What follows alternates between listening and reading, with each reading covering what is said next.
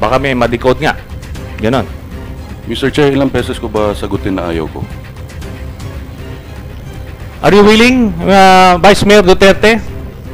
No way. Oh, no. Mr. Chair, do I have to answer this irrelevant question? If you wish to answer, you may do so. I refuse to answer anymore, Mr. Chair. Bakit nyo nire-refuse? Wala namang... It's up to us to determine what is relevant or not. Because, Mr. Chair, this is not part of the inquiry. Ito na nga, Antonio Trillanes supalpalang inabot matapos subukang ipahiya si Paulo Pulong Duterte. Pagmamagaling ni Trillanes, naging katatawanan. Pero bago ang lahat, maaari kayong mag-subscribe para maging updated sa mga issue at bagong mga balita. Nanggagaliitin na nga itong si Trillanes at naging katawa-tawa nga sa nangyaring interpelasyon sa Senado matapos supalpalin at prangkahin ni Pulong Duterte si Trillanes sa pagmamagaling nito. Trillanes halos hindi makasagot sa mga banat ni Pulong. Trillanes piko na. Narito ang buong detalye. Senator Trillanes, finish. Would you like to ask questions, Senator President? All right. Senator Trillanes. Maraming salamat, Mr. Chairman. Before I ask my questions, let me just manifest that...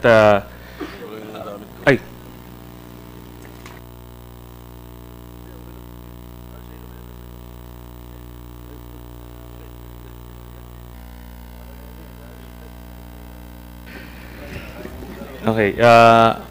Anyway, the name given to me as Tita Nani is Nani Cabato Coronacion. And I believe that's the right one, Vice Mayor. Is that correct? Anyway, kinausap na siya ng DOJ nung Monday. So, I believe this time we got it right. Hopefully. Did you ask the Vice Mayor for that? No, I withdrew my question. Anyway, doon sa kanina kong punto regarding sa triad, doon sa kaalaman ng lahat, itong triad ay isang sindikato na base sa China, Hong Kong, Macau, at ito ay engaged sa iba't ibang criminal activities, kasama na rito yung pag-import ng illegal na droga. At base sa the same information na binigay sa akin, na nagsabi nga na member itong si Vice Mayor Paulo Duterte ng triad, at kasama na si Charlie Tan, by the way. Ito rin ang reason kung bakit may mga naging transshipment point yung Port of Davao ng cocaine. So, ipapakita ko yung iba't ibang news articles to show that na nung mayor pa itong si Presidente Duterte, na sinasabi niya galit na galit siya sa droga at wala daw nangyayari sa Davao na hindi niya alam, pero I would cite 4 instances ng incidents ng discovery ng cocaine. So ito hindi to inapprehend ng agencies, kung hindi yung mga workers mismo na nagpapak ng mga goods for export, may nadidiscover na mga pack na cocaine doon mismo sa container van. Senator Lacson. So, with the permission of Senator Trillanes, for our better appreciation, when we eventually signed the committee report, Senator Trillanes made mention of an intelligence report. May we be furnished with a copy of that intelligence report para naman for our proper guidance pagkapipirma kami ng committee report? Is that a fair... That's a legitimate question. Thank you, Mr. Chairman. A legitimate request which I was going He is to not ask. in possession. It was just transmitted to him via SMS or any other means of communication. Maybe we can subpoena the records of whatever intelligence unit provided the information to Senator Trillanes. yes, Mr. Chairman. Let me ask a question. Do you have the source? Mr. Chairman, you know the nature of such intelligence information. I will be willing to convey the Anyway, source security to... clearance is quite high, Yes. being senator, so maybe you can entrust. Yes, yes. In executive session or in confidence, I will gladly divulge. But Eh, Senator in Lacson the- is correct. We would have to get that to be able to be sure that when we Yes. make the committee report, we have something to base it on. I totally agree, Mr. Chairman. Thank you. Okay. Now, the drug shipment in Davao City, dito nyo lang papakita kung gaano kapeke yung war on drugs na sinasabi ni Presidente Duterte. Ito, nangyari ito, mayor siya. Sige.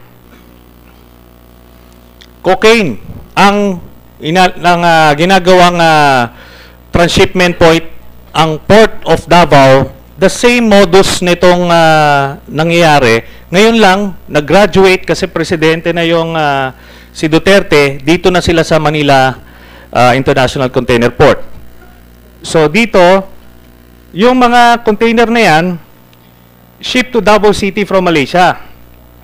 Then, discover nung mga nagre-repack at papasok dun sa container van, itong mga cocaine.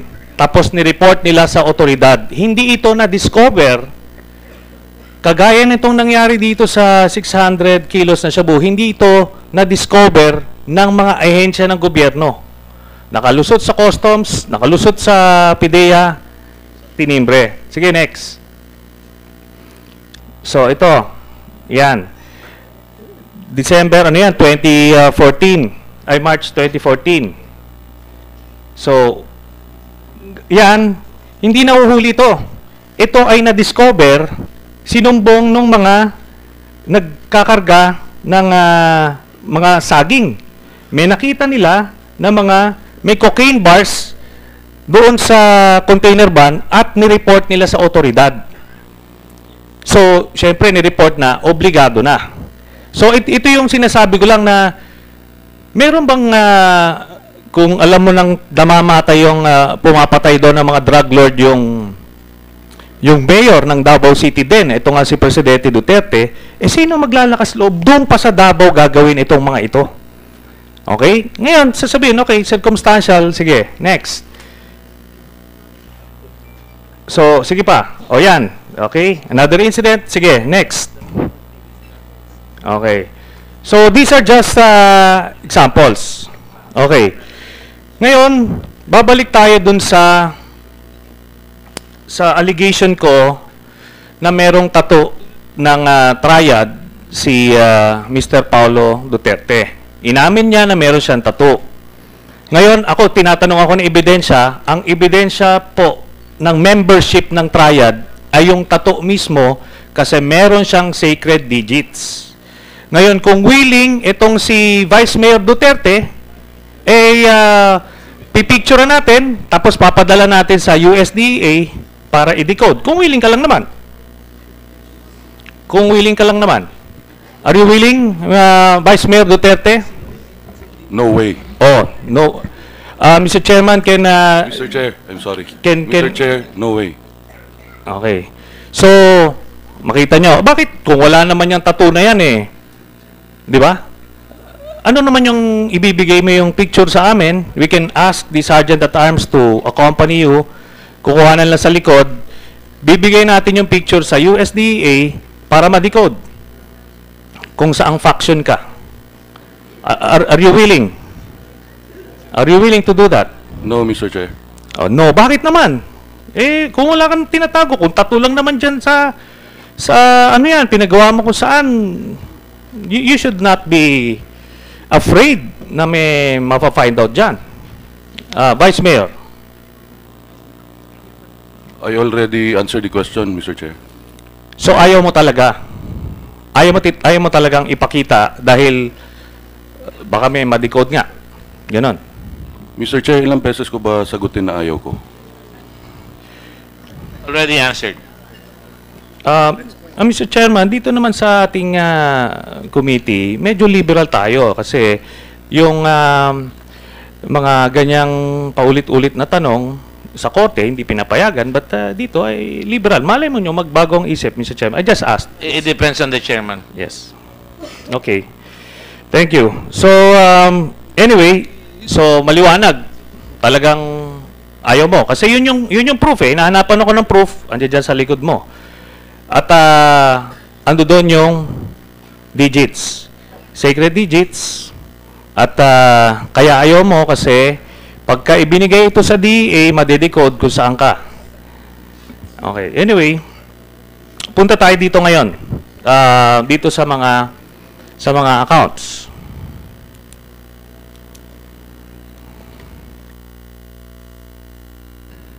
Sa mga accounts.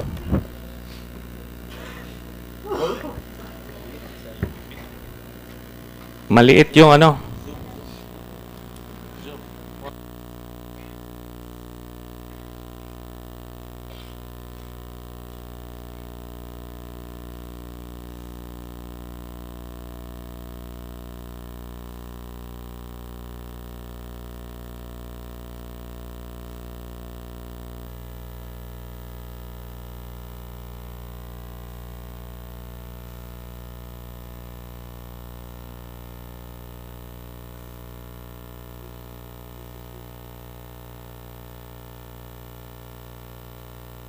Okay. Mr. Paolo Duterte. Meron ka bang nakatira ka ba sa meron ka bang bahay na ano? Anong address mo for that matter?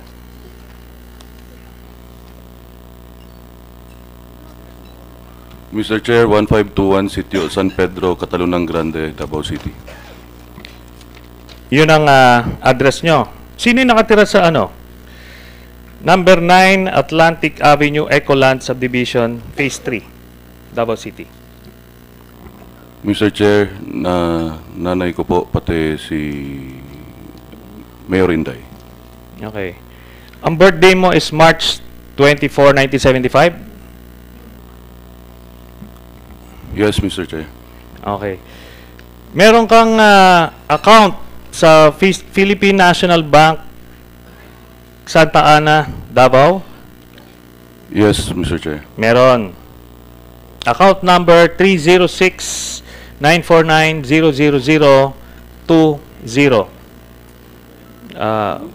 Ganun po ba? Mr. Chair, do I have to answer this irrelevant question? If you wish to answer, you may do so. I refuse to answer anymore, Mr. Chair. Bakit nyo nire-refuse? Wala namang... It's up to us to determine what is relevant or not. Because, Mr. Chair, this is not part of the inquiry. Well, I will tell you kung paano magiging ano yan. I will drive at that point later. Meron ka bang bangko sa Rizal Commercial Banking Corporation, RCBC? Mr. Chair, I refuse to answer. Sa Bank of the Philippine Islands, Davao, main branch. Mr. Chair, I refuse to answer. Bakit? Mr. Chair, can I know kung the Vice Mayor is invoking the right against self-incrimination? You may ask him. You cannot outrightly refuse. I am because- invoking the right to privacy, Mr. Chair. Which part of the rules, Mr. Chair, that the resource person can invoke the right to privacy? Because I have the rules. No, but let him. Mr. Chair, there is a law in the Constitution about the bank secrecy, and I have the right to privacy.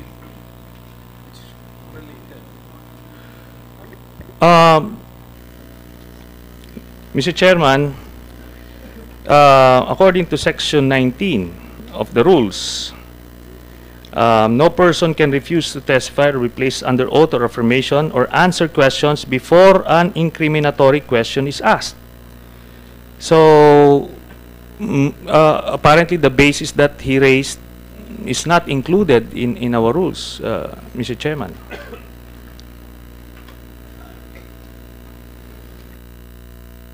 Are you invoking your right against self-incrimination?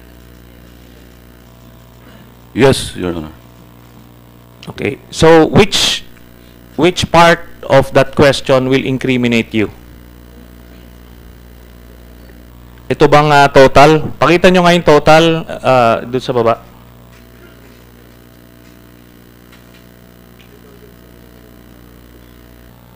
Itong total na 104 million dito sa mga accounts ninyo.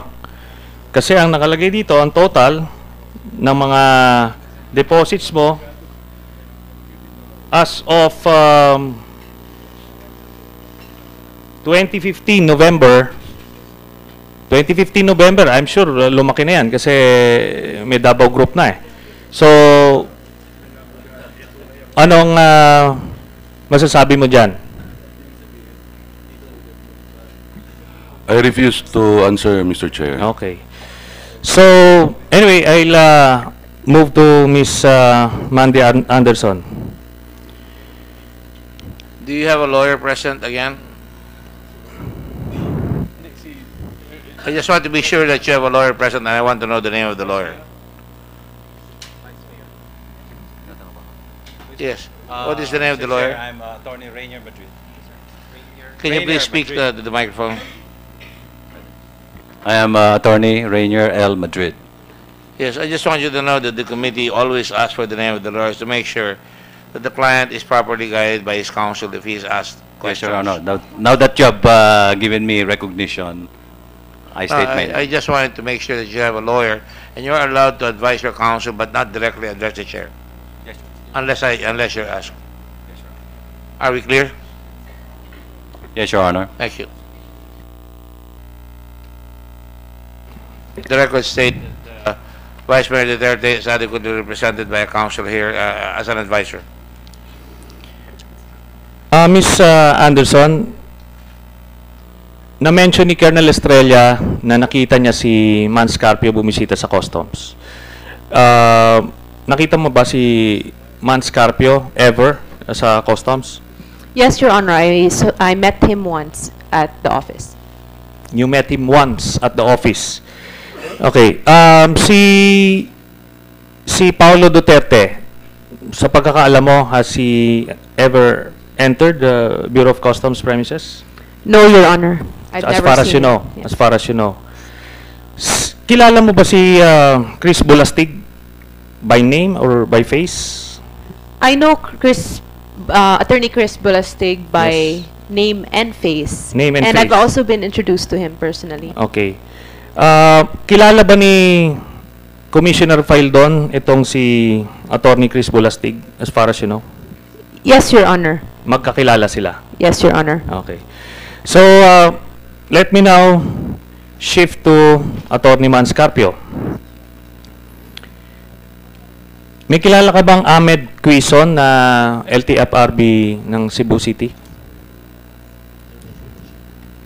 I do not know him, Mr. Chair. You do not know him. Okay.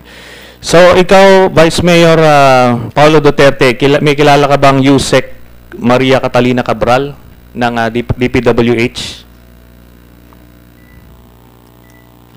Wala po, Mr. Chair. Wala. Meron ka bang kilalang taga-road board na Executive Director, Chito Clavano? Kilala ko po, Mr. Chair. Kilala mo. Okay. Kasi ito yung nangihingi ng 20% sa mga congressman at ikaw ang nini-name drop. Okay? Yung mga congressman ang nagsasabi, sir eh. So, yan yung sakop yung galamay, ano? Anyway, tinanong ko lang yan, just to be sure. Ngayon, pupunta tayo kay Attorney Man Scarpio, dun sa kanyang accounts. Do we have a new resolution on the road board? Do you have a new resolution on the road board investigation? I think there is an ongoing hearings on the abolition of the road board. There is a bill on the abolition. Then of the that road board. matter should It be was taken heard up last week. in that, because I don't remember having a resolution under the present Blue Ribbon investigation. I've already shifted, Mr. Chairman. Unless somebody will file a resolution to that effect. I've already shifted, Mr. Chairman. I just placed that on the table. Anyway, dito sa accounts ni Mr. Man Scarpio, and Sara Duterte. Meron ka bang account sa Metrobank? Sa Kayamanan branch?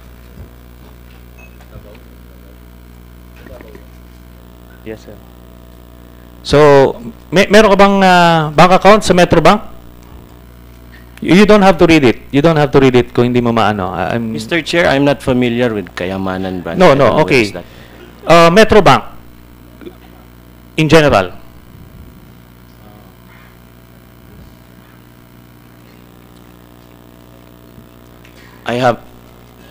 You have. I have no knowledge, Mr. Chair. You have no knowledge. Okay.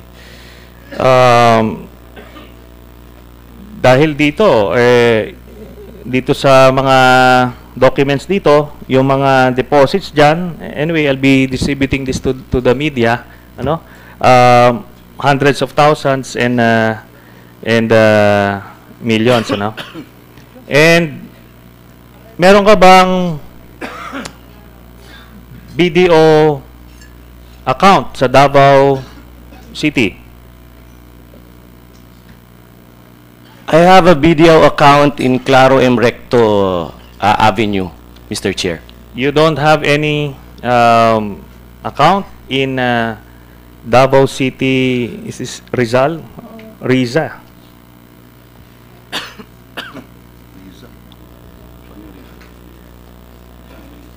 I'm not familiar with Risa, Mr. Chair. You're not familiar. Okay, anyway, just to abbreviate this portion, let me show you the total.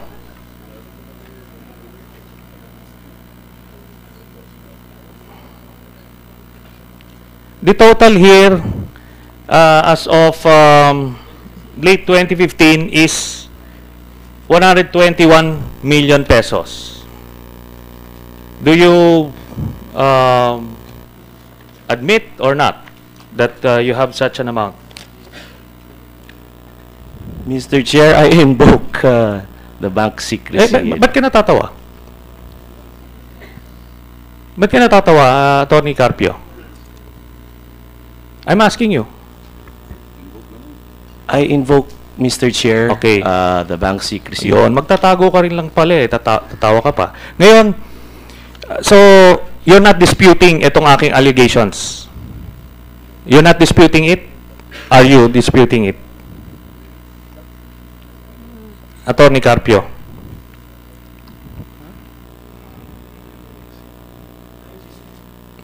I'm disputing it, Mr. Okay. Chair. So, mali ako rito. Is that what you're saying?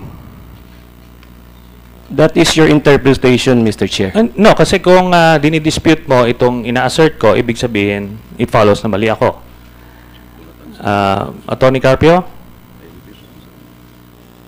I already answered the question, Mr. Chair. No, we can, as I mentioned earlier, this is not the court. We can answer it, we can ask it again for clarity. And malay mo, magbago isip mo.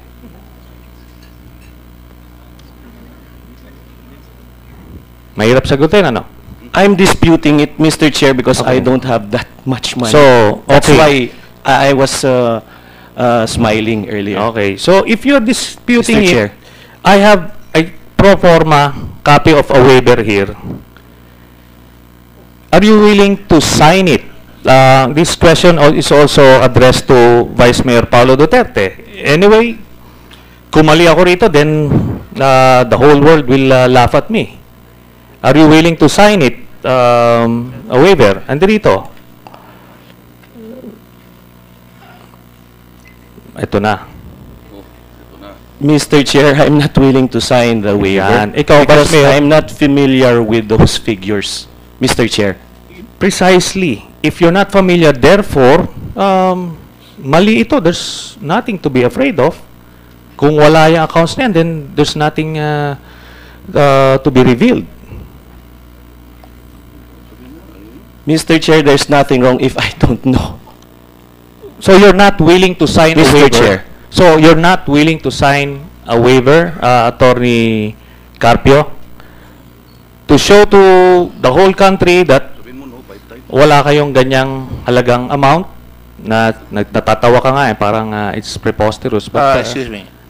yes. I Okay. would again ask the senator to refrain from editorials. Anyway, Okay. we are Yes. only going to go for the facts, not the editorials. So please refrain, because it doesn't give a good account of the Senate that when you're asking a question, you're conducting editorials, that you're going to bring it to the media. It's unfair to the witness. I think the witness have already answered, and if you want to ask one more time for clarification, you may do so. But let me just tell you that your time is up, and I will let you go Okay. if you are going to continue with sensible and questions on point. I'm giving you so much leeway already, and just so that there will be no questions. Precisely, I invited these people for you. Okay. Thank you very much, Mr. Chairman. So, the answer, Attorney Carpio, you're not willing to answer, to sign the waiver. Mr. Chair, I already answered. I'm not willing to sign. Okay. Mr. Chair, thank you very much. Thank you. Now, I would address the same question to Vice Mayor Paulo Duterte. Are you disputing the Mr. Chair, figures I have the that same answer. I'll not sign the waiver. you're not willing to sign a waiver? So you're not disputing it? You're not disputing... I'm disputing it. I'll not You're sign disputing the it. waiver. But you're not willing to sign the waiver kasi baka mas malaki pa ang lumabas. Ganun ba? Again, the editorial. Please refrain from I'm the done, editorial. Mr. Chairman. Try to restrain yourself from the editorials.